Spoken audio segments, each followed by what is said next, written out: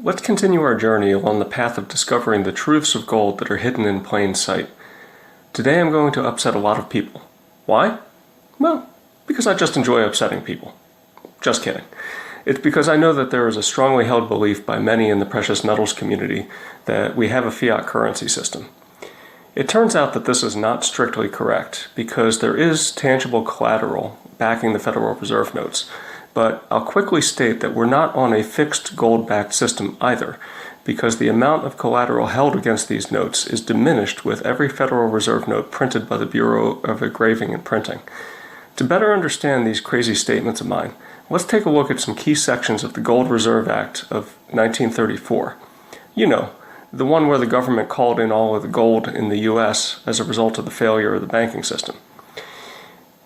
The Act says in Section 2, upon the approval of this Act, all right, title, and interest, and every claim of the Federal Reserve Board, of every Federal Reserve Bank, and of every Federal Reserve agent, in and to any and all gold coin and gold bullion shall pass to and are hereby vested in the United States.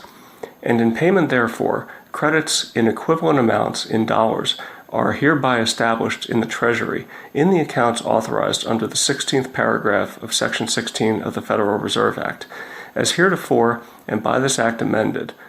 Balances in such amounts shall be payable in gold certificates, which shall be in such forms and in such denominations as the Secretary of Treasury may determine.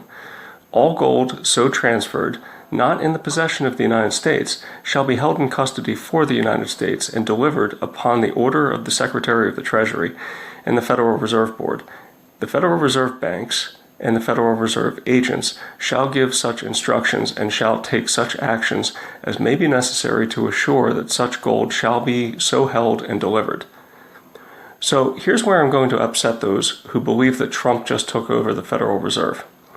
The Federal Reserve was taken over in 1934. The deed has already been done for more than 85 years. The Treasury took custody of all of the gold held by the Federal Reserve banks and replaced it with gold certificates. These gold certificates are claims on the gold held by the Treasury, but they are not redeemable by the Federal Reserve. They can only be retired by the Treasury at the discretion of the Secretary of the Treasury. Let's read further. In this act, there were several amendments made to the Federal Reserve Act of 1913. Here's one. It says, every Federal Reserve Bank shall maintain reserves in gold certificates of not less than 35% against its deposits and not less than 40% against its Federal Reserve notes in actual circulation. This is what's known as the Gold Certificate Cover Clause. It established a fractional reserve banking system with a 40% gold coverage.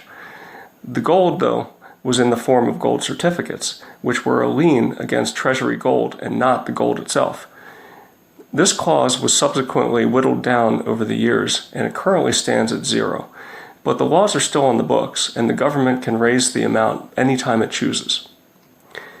Further in the Act, it states, the Secretary of the Treasury is authorized to issue gold certificates in such form and in such denominations as he may determine against any gold held by the Treasurer of the United States, except the gold fund held as a reserve for any United States notes and Treasury notes of 1890.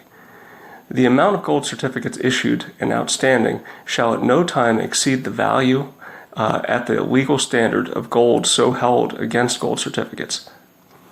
Basically, it says here that gold certificates can never be issued in such quantity that there is not at least one-to-one backing of them by the gold held by the Treasury. Okay, enough history. Let's look at some more modern stuff. Here is a snippet from the U.S. Treasury website which I spoke to in a recent video. It says, Congress has specified that a Federal Reserve Bank must hold collateral equal in value to the Federal Reserve notes that the bank receives. This collateral is chiefly gold certificates and United States securities. This provides backing for the note issue. The idea was that if Congress dissolved the Federal Reserve System, the United States would take over the notes, liabilities. This would meet the requirements of Section 411, but the government would also take over the assets, which would be of equal value. Federal Reserve notes represent a first lien on all of the assets of the Federal Reserve banks and on the collateral specifically held against them. Again, I will translate this into English. Here the Treasury is making a very blunt and bold statement. It is saying that Congress, at its discretion, can dissolve the Federal Reserve System. Think about why the Treasury would make such a statement. It seems to me that this is not the kind of statement that would be made lightly or made without the approval of people very high up. It also says that the Federal Reserve notes are collateralized by a combination of Treasury debt and gold certificates. So what would happen if the Fed were dissolved and the Treasury assumed all of the Fed's assets and liabilities?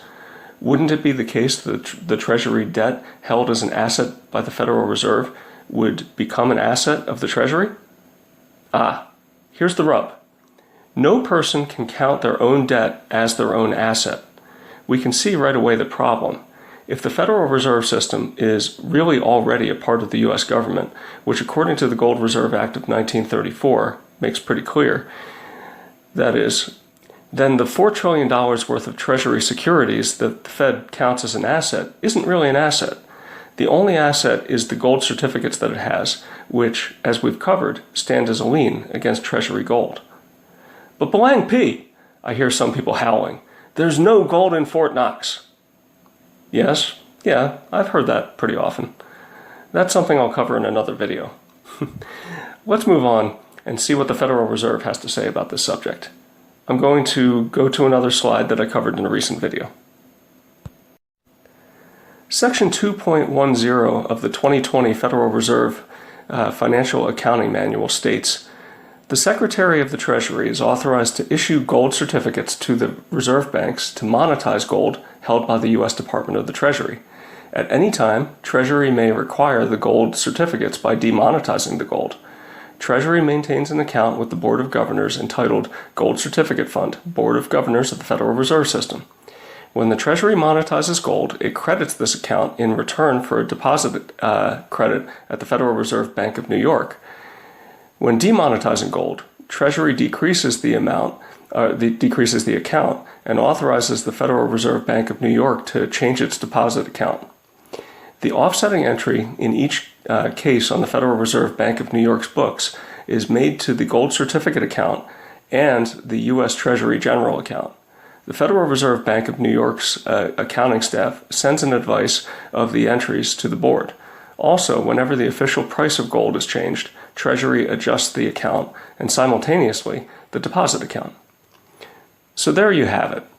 Gold is monetized and demonetized by the Treasury. It is part of the monetary system. Now, let's tie all this together. Here is a chart I put together going all the way back to 1950.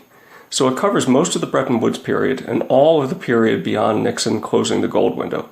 What you see is the ratio of gold held by the Treasury to the number of physical Federal Reserve notes outstanding.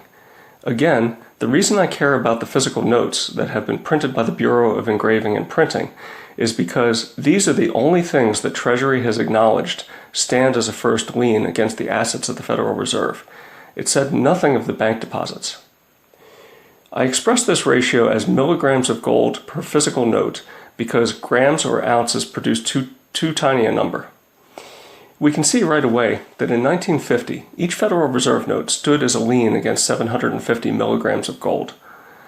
Now, there is less than 4.5 milligrams of gold per Federal Reserve note.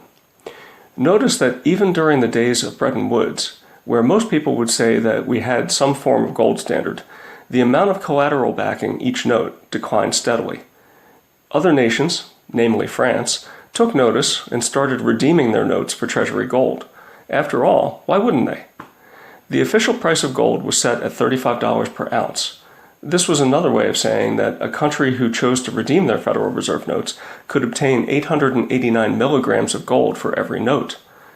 Why wouldn't Charles de Gaulle try to get his country's gold if the value of the Federal Reserve note was fixed at 889 milligrams of gold per note, while there was less than 250 milligrams of gold to back each note? Seems like a no-brainer to me. This led to Nixon closing the gold window in the summer of 1971. No longer could any nation demand redemption of their Federal Reserve notes in gold. To do otherwise would be to completely drain the Treasury of gold. But the gold certificates and what they represent never went away. There is still a claim on U.S. gold in the monetary system, and it is still discussed actively by both the Federal Reserve and the Treasury. You just have to know where to look. So now I have to ask everyone here some serious questions. I am sure that everyone here is thinking right now, okay, sure, there are claims on the gold that exist behind each Federal Reserve note, but what good are claims that cannot be exercised? My questions are as follows. Do shares of Berkshire Hathaway have value?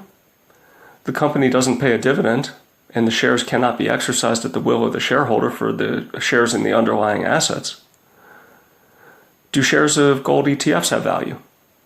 For the most part, shareholders can't turn in their shares and take possession of the gold. Does a lien on a house by a mortgage lender have any value? The mortgage lender can't call in the loan at will and take possession of the house. In all of these cases, the claim has value, even though it is not exercisable at the time. The value the lien gives the lien holder is some assurance that in the future, if circumstances change, the lien may be utilized in some form or fashion.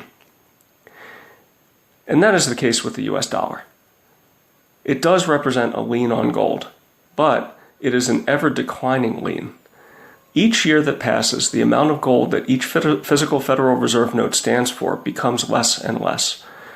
The difference between now and during the years of the supposed gold standard is that we stopped pretending that the notes could be ever expanded without acknowledging the fact that their claim on gold could not be held fixed. With all that said, it's safer to hold gold than an ever-dwindling claim to it. The dollar is still backed, but just the same, give me the gold. Let's continue our